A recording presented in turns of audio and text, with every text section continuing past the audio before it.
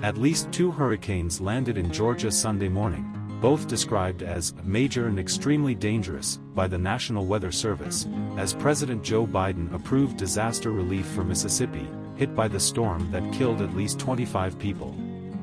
After the strong tornado outbreak, residents of Macon, Georgia, the suburbs of Milledgeville, Linton, Beulah and Underwood were advised by the Weather Service to take cover now. A second hurricane was confirmed to have landed near LaGrange, Georgia, about 65 miles southeast of Atlanta on Sunday morning and was heading east at 40 miles per hour, according to the Weather Service. "You are in a life-threatening situation," the Weather Service warned residents in the path of both funnel clouds.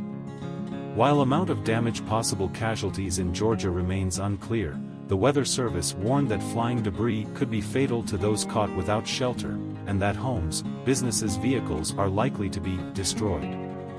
Emergency rescuers and first responders climb a mobile home park destroyed by a hurricane at Rolling Fork on March 25, 2023, Ms. Rogelio V. SolisAP A hurricane watch is in effect until at least 1:00 p.m. Eastern Standard Time for parts of Alabama and Georgia. At least 4 million people in the South are under a bout of violent storms predicted to be accompanied by golf ball-sized hail and winds of 60 miles per hour.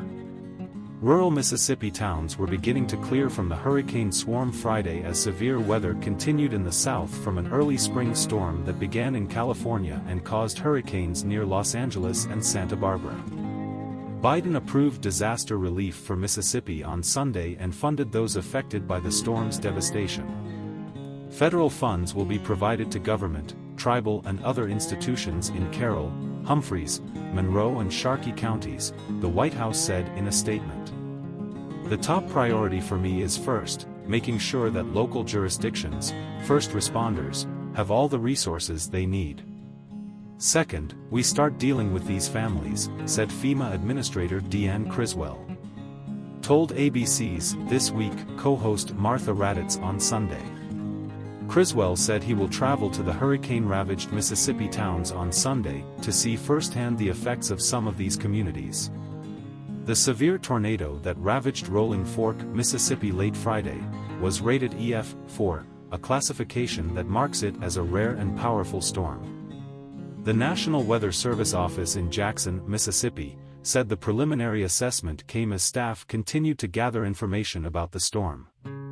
The EF, or Advanced Fujita scale, assigns tornadoes a number from 0 to 5 based on damage, with 5 being the most destructive. According to the Storm Prediction Center, EF4 tornadoes make up only 1% of all hurricanes. Historically, the vast majority of benders were rated EF0 or EF1. This combination of aerial S, released by Planet Labs PBC, shows town of Rolling Fork, Mississippi July 13, 2020, and damage to the town on March 25, 2023, after a hurricane hit ground March 24, 2023. PCAFP via initial data showed the hurricane was on the ground for 59 miles over a period of about 70 minutes. Its maximum width was about 3/4 of a mile, or roughly 4,000 feet. The hurricane's maximum winds were measured at 170 miles per hour. Rolling Fork Mayor Eldridge Walker said the search and rescue efforts were pretty close to completion and that officials believed everyone was accountable. He said his town of about 1,800 people was almost wiped off the map. "The community has been destroyed. And now we have to put the pieces back together," Walker said on ABC's Good Morning America. Walker also said town's funeral director and friends of some of the 20 people who in hurricane that hit his town. Rolling Rock resident Erwin Macon stood in front of his completely destroyed home with a suitcase he said held all of his belongings. Macon told ABC News that he was protected from flying debris by a carpet that suddenly fell on him during the hurricane. "All this can be changed," he said of his home.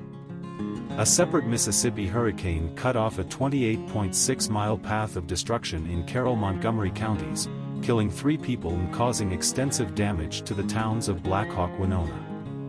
The half-mile-wide hurricane, previously rated an EF3 by the National Weather Service, created winds as high as 155 miles per hour and remained on the ground for more than 25 minutes. At least 4 tornadoes, all EF1 sized and reaching speeds of 90 to 110 miles per hour, have also landed on the Mississippi. Tornadoes hit Mississippi were among 10 hurricanes that developed Friday, including a pair of EF2 funnel clouds killed 1 person in Hartselle in Morgan County, Alabama. Another EF2 tornado struck near Fayetteville, Tennessee, churning the ground for 4 miles in just 6 minutes, officials said. The hurricane damaged roofs of several homes, businesses, broke trees and power poles, destroyed a large shed, ripped the reinforced roof of horse stables at local fairgrounds. The tornado also caused a large horse trailer to roll about 80 yards and pick up several cars and crash into the ground, officials said. The scale of the damage and loss is evident everywhere affected today, Mississippi Governor Tate Reeves, who submitted the disaster declaration, said Saturday.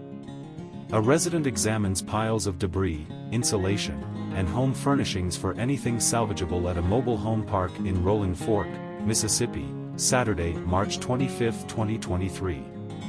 Rogelio V, SolisAP A, homes, businesses, entire communities. Respond, heal, rebuild together, he said on Twitter.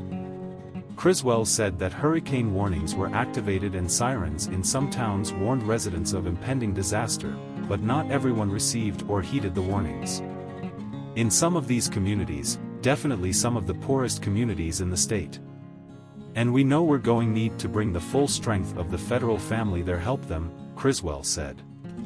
In an interview with Criswell this week, Raddatz stated that up to 35% of Mississippi residents in the hurricane-hit area live below the poverty line and may not have cell phones to receive alerts. I think this is something we need to constantly look at what we can do to better inform people, Criswell said. I know some sirens are going off. But sirens one of the best tools we have for giving widespread warning, especially when there are hurricanes that happen at night when people sleeping. ABC News' Will McDuffie, Daniel Amaranti, Kevin Shalvey and Nadine Elbawab contributed to this report.